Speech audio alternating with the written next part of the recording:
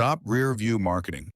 Even if I look in my rear view mirror, like so many things went wrong, and you can get all bent out of shape about things that don't work out, or you could look at it and go, what were the lessons here? Yeah. What did I gain? What did I adapt? How did I grow?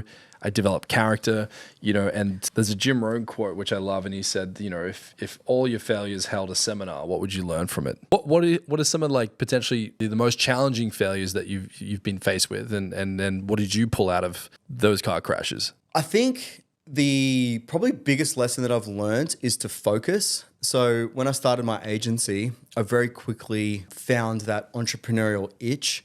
And I started a granny flat marketplace to connect builders with people that wanted to build a granny flat. And a granny flat, just for those that don't know, it's a secondary suite. So it's like in the US, you would call it a secondary suite, but a granny flat is a second home you put on your spare land in your backyard, essentially. And pop your granny in it.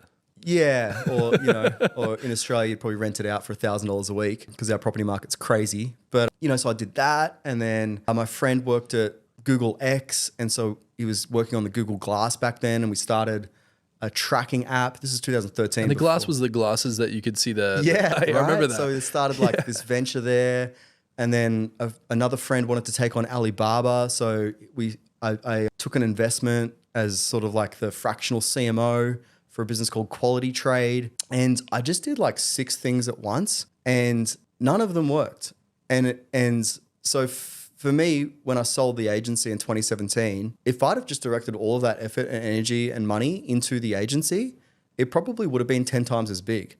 And I think that's probably